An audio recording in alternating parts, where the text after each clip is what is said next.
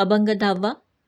त्रिवेणी संगमी नाना तीर्थे भ्रमी, चित्त नाही नामी तरी ते व्यर्थ. नामासी विन्मुख तो नर पापिया, हरिविण धावया न पवे कोणी. पुराण प्रसिद्ध बोलिले वाल्मिक, नामे तिन्ही लोक उद्धरती. ज्ञानदेव म्हणे नाम जपा हरीचे, परंपरा त्याचे कुळशुद्ध. मित्रांनो, शास्त्रात पुण्यप्राप्तीची जी अनेक साधने सांगितली आहेत, त्यात तीर्थयात्रांचा अंतर्भाव अगत्याने केलेला आहे. या सर्व तीर्थात प्रयाग तीर्थाचे महत्त्व विशेष आहे.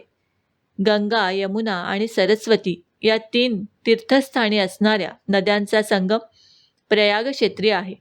म्हणून सर्व तीर्थात हे तीर्थ श्रेष्ठ समजले जाते. यात स्नान केल्याने लोक स्वर्गाला जातात, अशी या क्षेत्राची तीर्थक्षेत्राची महती पुराणात वर्णली आहे. गंगा ही द्रव रूपाने त्रैलोक्यात व्यापून राहिली आहे. गंगेसारखे अन्य तीर्थ नाही, कारण तिच्या रूपाने प्रत्यक्ष श्रीहरीच द्रवरूपतेला प्राप्त झाला आहे. तसेच श्रीकृष्णाच्या डाव्या अंगापासून झालेली यमुना ही कृष्णरूपिणीच आहे. म्हणून यमुना जलास सामान्य पाणी म्हणून पाहू नये, तर ते पाणी केवळ ब्रह्मरूपच आहे. एकदा काशी क्षेत्री गंगा घाटावरून येणाऱ्या मार्गावर श्री शिव कुष्ठरोग्याच्या रूपात बसले होते. माता पार्वती येणाऱ्या जाणाऱ्यांना विनवित होत्या, जो कोणी अजिबात पापी नसेल त्यांनी माझ्या या पतिराजांना स्पर्श केला तर त्यांचे कुष्ठ जाईल. कोणी आहे का असा पुण्यात्मा? पार्वती मातेचे ते बोलणे विनंती ऐकून एक खेडूत त्यांच्याजवळ आला आणि म्हणू लागला, मी एवढ्यात आलोच. आणि तो गंगा स्नानाला गेला. स्नान करून आला आणि म्हणाला, आता मी गंगास्नानी पावन झालोय. मी आपल्या पतींना स्पर्श करतो, त्यांचा रोग बरा होईल, कारण माझी सर्व पापे गंगा स्नानाने गेली आहेत. त्याची श्रद्धा पाहून शिव पार्वती आपल्या मूळ स्वरूपात प्रकट झाले. तात्पर्य काय तर श्रद्धा. गंगा, यमुना या नद्यांना जे पावनत्व आले आहे ते भगवंतांच्या सानिध्यामुळेच, नाहीतर संतांच्या सेवेने, सहवासाने. गंगा ही भगवंताच्या त्याच्या विग्रहाच्या अंगुष्ठापासून निर्माण झाली आहे. जेव्हा वामन अवतारामध्ये बळीकडून 3 पावले भूमी दान म्हणून मोजून घेत असताना महाविष्णूंनी आपले 3रे पाऊल उचलले आणि त्यातील पाणी सहजरित्याच भगवंतांच्या चरणावर गेले, ते पदतीर्थ शिवांनी मस्तकी धारण केले.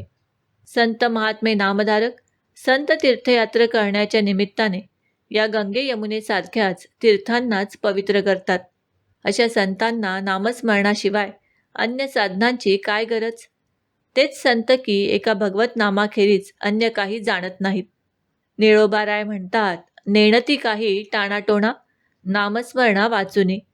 तुकाराम महाराज म्हणतात, हेची माझे तीर्थ, हेची माझे व्रत, सत्य हे सुकृत नाम तुझे. अशी विशेष नामनिष्ठा संतांठाई असते.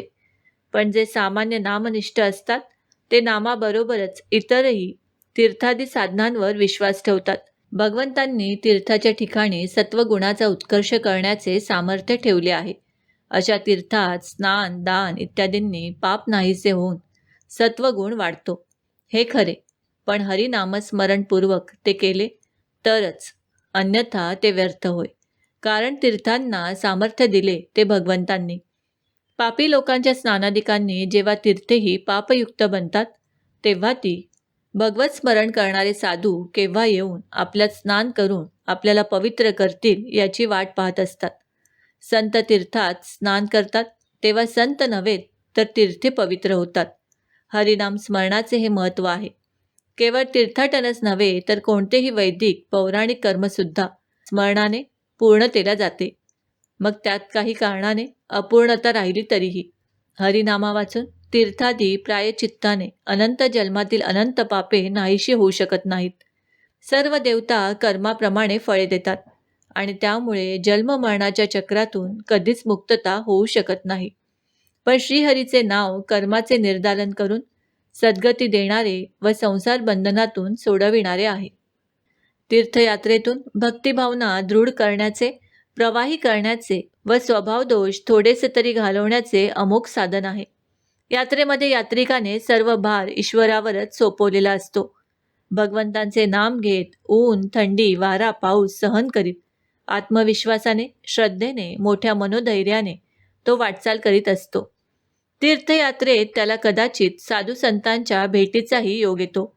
नाही असे नाही. म्हणजे या सगळ्याचा अर्थ काय? तर पुण्य संपादन करण्याचा तीर्थयात्रा हा एक मार्ग आहे.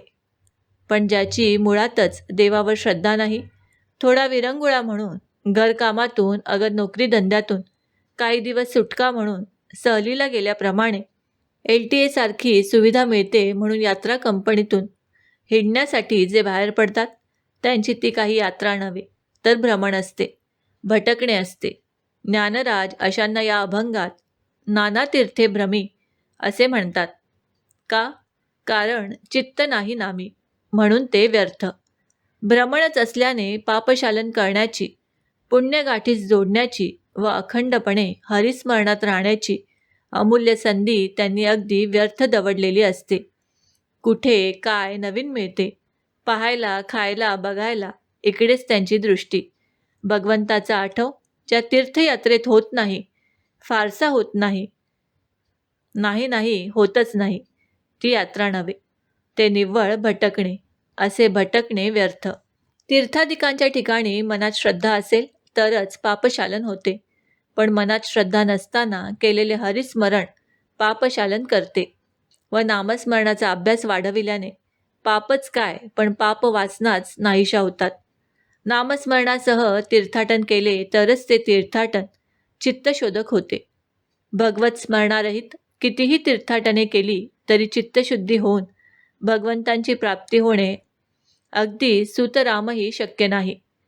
ज्ञानराज माऊली या अभंगाच्या पुढल्या चरणात म्हणतात, नामासी विन्मुख तो नर पापिया, हरिविण धावया न पवे कोणी. नामस्मरणाच्या बाबतीत विन्मुख असणारा कोणीही असला तरी तो पापीच होय. ज्ञानराज म्हणतात, माते जैने पाविजे ते शुद्ध पुण्य. नामस्मरण हेच महत्पुण्य आणि नामस्मरण विन्मुक्ता हेच मोठ्यात मोठे पाप. या अशा घोर पापातून मुक्त होण्याचे साधन एकच, पश्चातापयुक्त अंतःकरणाने श्रीहरीचा धावा करणे, त्याला शरण जाऊन त्याचेच नाम घेणे. भक्तांसाठी भगवंत धावून येतो, पण त्यासाठी धावा कसा करावयाचा हे भक्ताला माहीत पाहिजे. धावा करणाऱ्याच्या मनात तीव्र पश्चाताप, निरभिमानता, आपली जीवनधारा भगवंतापुढे प्रकट करण्याचे मनोधैर्य, भगवंतच मला सोडवेल असा विश्वास, शरणागती इत्यादी भावनांची नितांत आवश्यकता हवी. असा अनुताप नसेल तर खरी तळमळ राहणार नाही, खरा धावा होणार नाही. आणि मग भगवंत तरी कसा धावत येईल सांगा बरे. सर्व भक्त संत एका श्रीहरीचाच धावा करतात. नामस्मरणाच्या प्रमाणाबद्दल श्री ज्ञानेश्वर महाराजांनी वाल्मिकी ऋषींचा योग्य समर्पक असा दाखला दिला आहे. नामस्मरणाच्या बाबतीत त्यांचा अधिकार अनन्यसाधारण असा आहे. नामाखेरीज अन्य साधनांचा अधिकार मनुष्य मात्रातील सगळ्यांनाच नाही, तर पात्रतेनुसार त्या पात्र असणाऱ्यांनाच आहे. वाल्मिकी ऋषींचा दाखला देण्यात फार मोठा दांडगा नाम महात्म्याचा भाग आहे.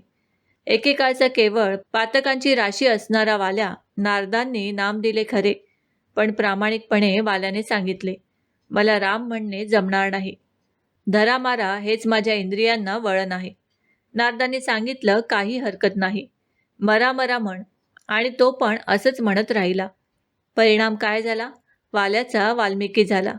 केले रामायण रामाआधी असा अधिकार योग्यता प्राप्त झाली. त्यांनी रामचरित्र घडण्याच्या आधी रचले, त्याला अनुसरून रामरायांना चरित्र करावे लागले. या अभंगाच्या शेवटच्या चरणात ज्ञानराज म्हणाले, ज्ञानदेव म्हणे नाम जप हरीचे, परंपरा त्याचे कुळ शुद्ध. एका नामस्मरण या साधनाने आपण जर शुद्ध होऊच, पण आपली उभय कुळेही पवित्र होतील. आपण केलेल्या नामसाधनाने दोन्ही कुळे उद्धरतील, यात काय नवल. तुकोबाराय म्हणतात, पवित्र ते कुळ पावन तो देश, जेथे हरीचे दास जन्म घेती. श्रीहरीच्या नामाचा जप करणाराच शुद्ध होतो असे नव्हे, तर त्याचे कुळसुद्धा पिढ्यानपिढ्या शुद्ध होते. नामधारक भक्त कुळाला किंबहुना सर्व पृथ्वीलाच पावन करतात. त्यांचे पितर आनंदित होतात, देवता नृत्य करतात. नामदेवरायांचं उदाहरण बोलकं आहे अतिशय.